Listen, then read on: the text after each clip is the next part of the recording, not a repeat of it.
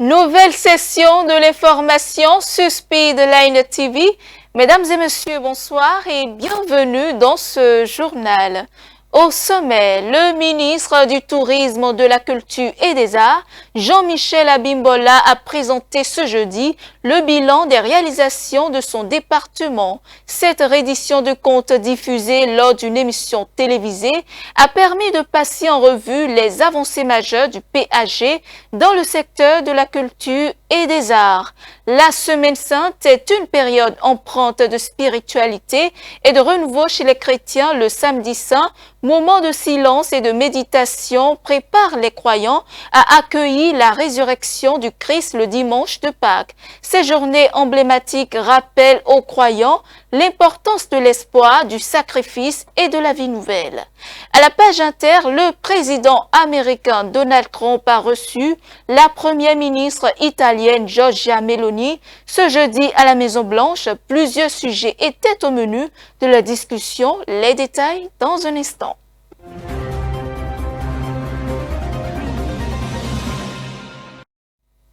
À nouveau, bonsoir. Fait de la reddition de comptes un pilier de sa gouvernance, c'est le credo du régime Talon. 3 ans après sa réélection, les ministres se livrent à l'exercice de reddition de comptes de l'action gouvernementale. Quels sont les marqueurs importants des actions menées par le gouvernement dans le secteur de la culture et des arts? Quelques avancées dans cet extrait. Le secteur de la culture en 2016, c'est vrai, et affichait, entre autres, au niveau des industries culturelles et créatives, une certaine insuffisance quantitative et qualitative des infrastructures et un système de promotion de création également qui était, disons, un peu embryonnaire. Il y a également une insuffisance de structuration des filières et des chaînes de valeur.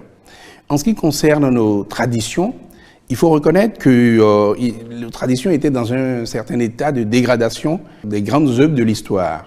Nous avions également nos royautés et nos monuments qui relataient notre grandeur, qui s'effritaient progressivement. Donc il était impératif de relever ces défis et de revaloriser notre patrimoine, de revaloriser notre culture, d'autant plus que, et je pense que tout le monde s'en convainc aujourd'hui, c'est la principale richesse du Bénin, que nous avons décidé de faire de la ville de Ouidah une cité-musée, parce que le potentiel de Ouidah est tel que toute la ville historique vaut la peine d'être valorisée.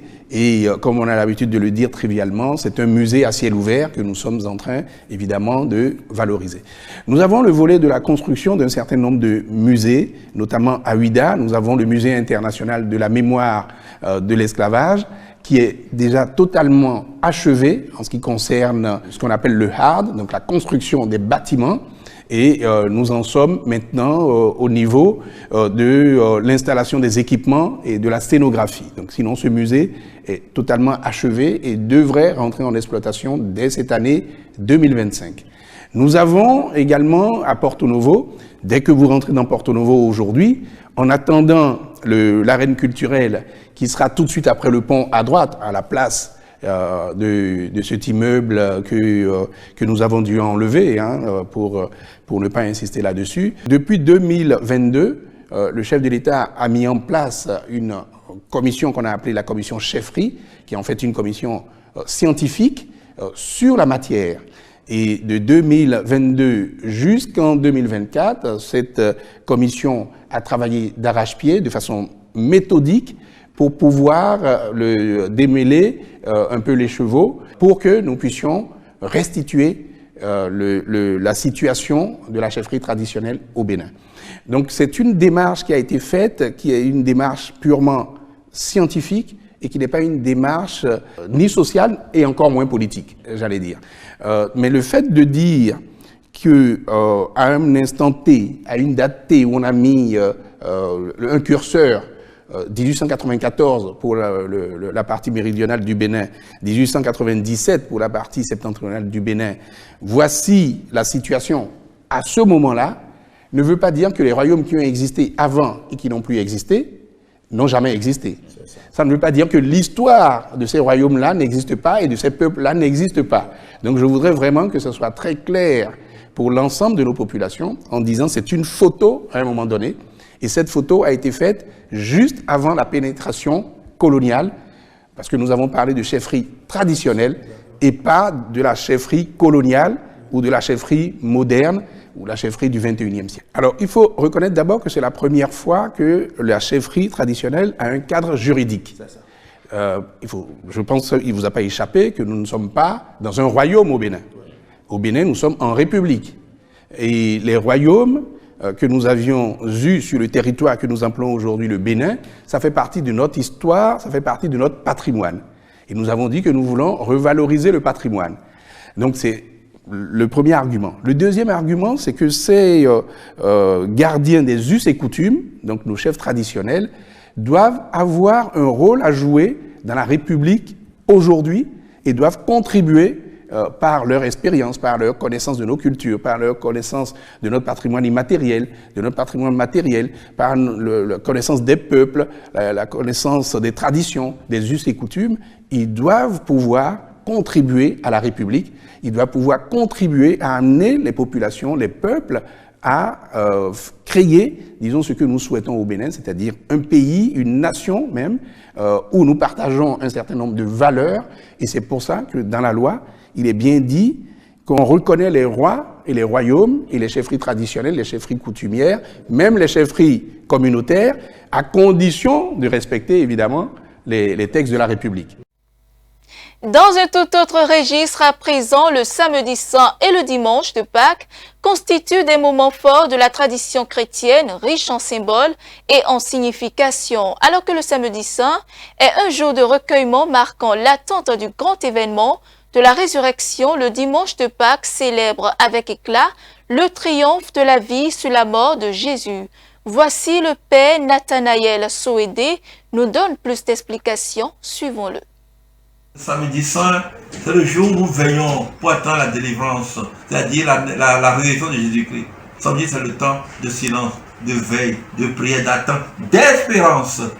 Être sûr que nous ne serons pas déçus. Jésus-Christ est vainqueur de la mort et du péché. Il va ressusciter, c'est-à-dire il va nous donner le dimanche de Pâques de revivre ce qu'il a vécu et d'avoir toutes les grâces qu'il a données à l'humanité. C'est dans ce cadre-là que la nuit du samedi saint, on veille dans la prière, on allume le feu pascal pour signifier que des ténèbres de nos péchés, des ténèbres de nos oppressions, des ténèbres des difficultés que nous connaissons, la lumière va jaillir, celle de la résurrection, qui brille, qui détruit toutes les formes de mort. Et on va chanter les outrettes. On va nous demander d'exulter le samedi saint dans la nuit. Le Christ a vaincu la mort. Et il voudrait rappeler ici une pensée du pape François qui dit ceci: nul ne vient au monde pour être opprimé. Donc nous devons donc, à travers cette fête de Pâques, prendre conscience que la fête de Pâques, c'est la délivrance, c'est la libération. On ne doit pas être opprimé. On s'opprime soi-même. On s'opprime soi-même.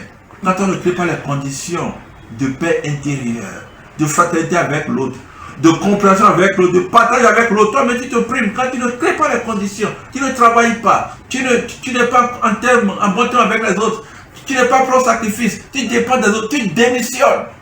Tu ne veux pas.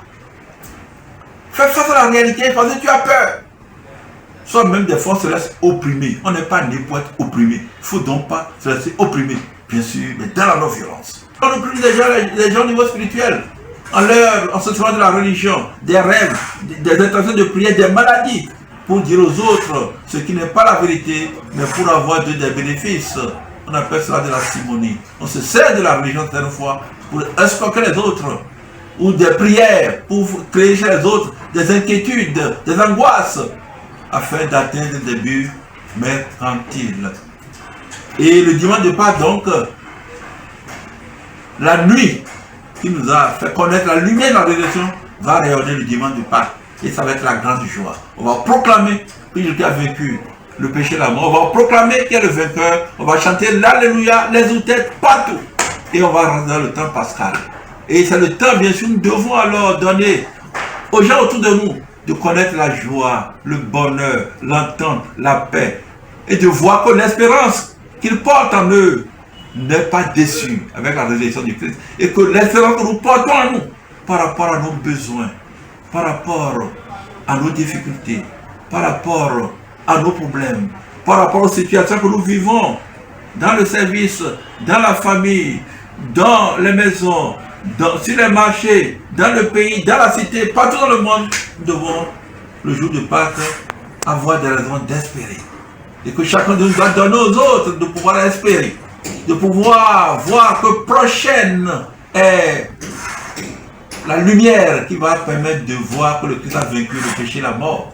Et que chez nous, dans notre propre vie, dans celle des autres, chacun aura contribué à rendre la rédemption effective parce que aura permis de reculer les frontières de l'injustice, les frontières de la division, les frontières de la haine, les frontières de l'exploitation des autres, les frontières de la marge, du rejet des autres, les frontières de tout ce qui nous permettrait par notre pays de promouvoir toujours comme elle a voulu dans sa devise la fraternité, la justice et le travail qui garantit la paix. La paix bien sûr pour les élections prochaines en 2026. La paix dans nos cœurs, dans nos vies. La paix pour les fêtes de Pâques nous donne sa grâce de paix. Amen. Autre volet de l'actualité, l'autorité de protection des données personnelles du Bénin a organisé ce jeudi à Cotonou un atelier de formation à l'endroit des professionnels des médias. Ce séminaire vise à renforcer les compétences de ces derniers et surtout de mieux comprendre les enjeux liés à la collecte, au traitement et à la diffusion des données à caractère personnel. Romaric Dossa pour le compte-rendu. L'autorité de protection des données personnelles, APDP, et la haute autorité de l'audiovisuel et de la communication RAC se donnent la main dans le domaine de la protection des données personnelles au profit des acteurs des médias. C'est dans cette optique que l'APDP initie cet atelier pour renforcer les capacités des journalistes sur les spécificités liées à la protection des données personnelles en République du Bénin et les informer des sanctions encourues en cas de manquement.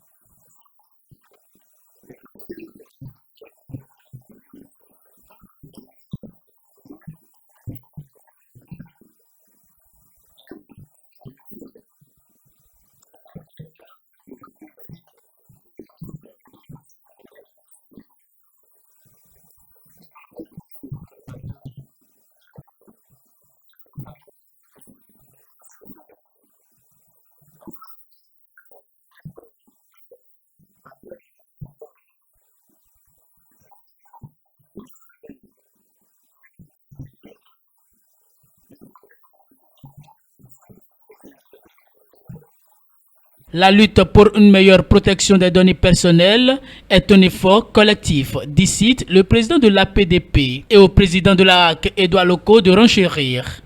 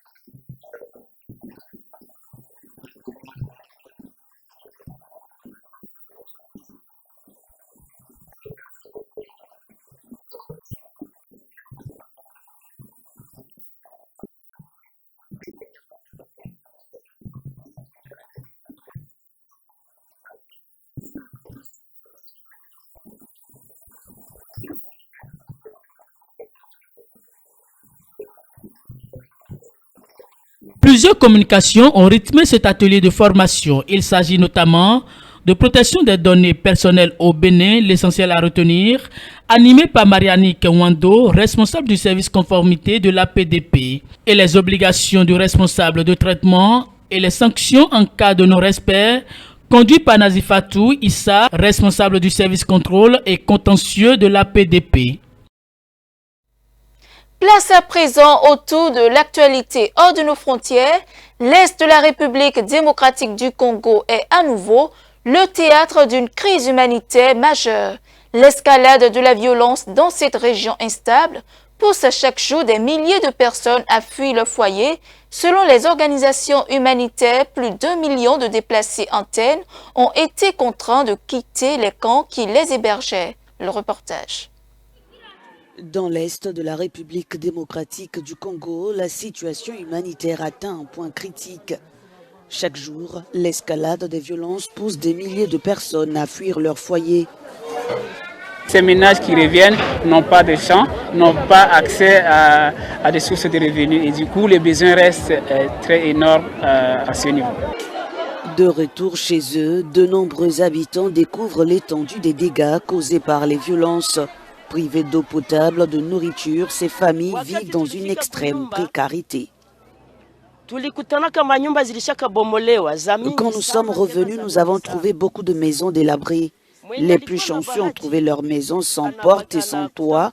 Nous avons utilisé des bâches pour couvrir les maisons et nous nous sommes entassés avec d'autres familles. Et c'est ainsi que nous vivons depuis.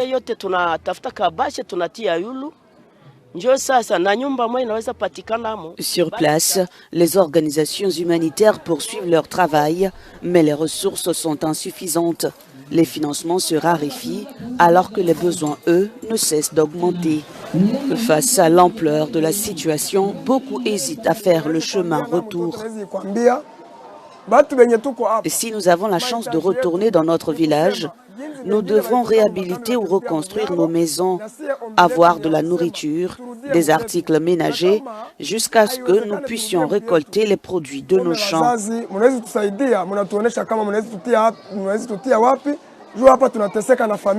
Des millions de vies sont en jeu, mais aujourd'hui sur le terrain, la réponse humanitaire est fragilisée. Face à une urgence grandissante, les moyens manquent cruellement.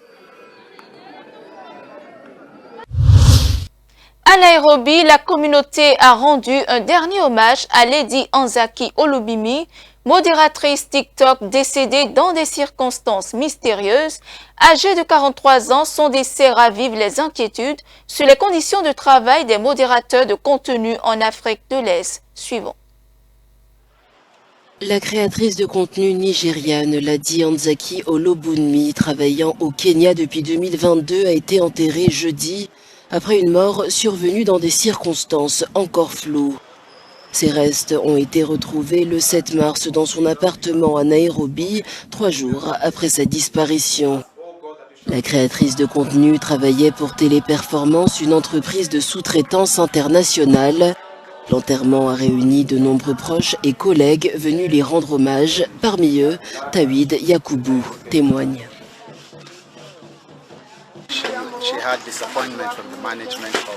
Elle était très déçue concernant la gestion de Téléperformance. Elle a demandé à plusieurs reprises de rentrer chez elle, mais on lui a donné diverses excuses, comme un solde insuffisant sur son permis de travail, et aucun employé ne devrait gérer ce genre de situation.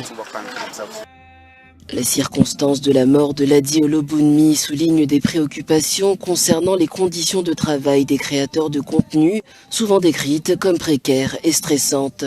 Une enquête a été ouverte afin de déterminer les causes exactes du drame.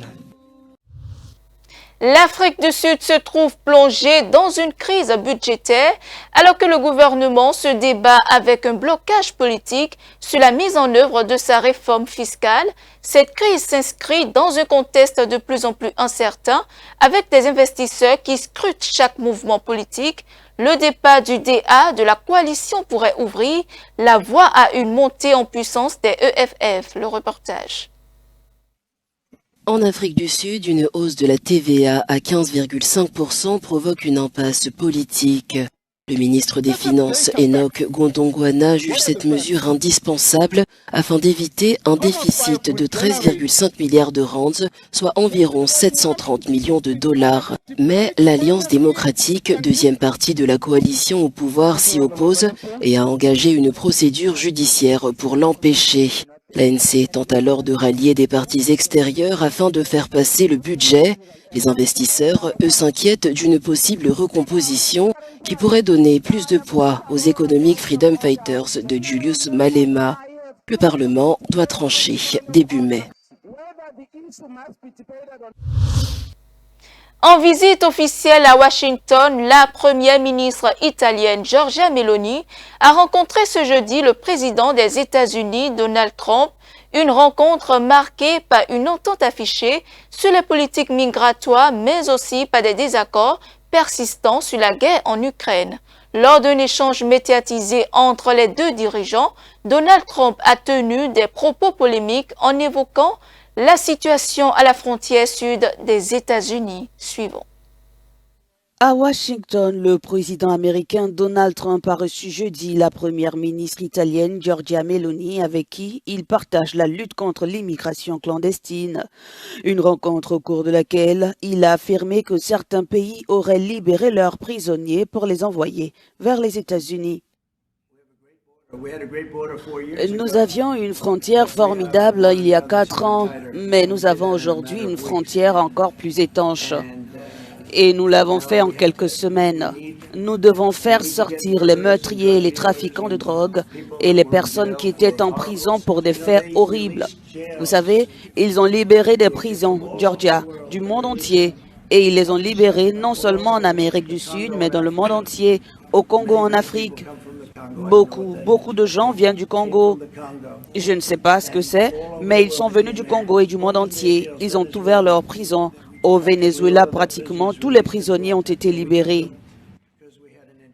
Des propos polémiques non confirmés par des sources officielles, mais qui s'inscrivent dans la rhétorique anti-immigration défendue par le président américain depuis son retour à la Maison-Blanche.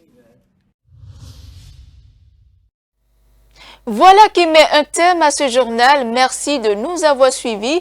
Suivez-nous en continu sur speedlinetv.bj/live et sur nos différents canaux digitaux Facebook et YouTube.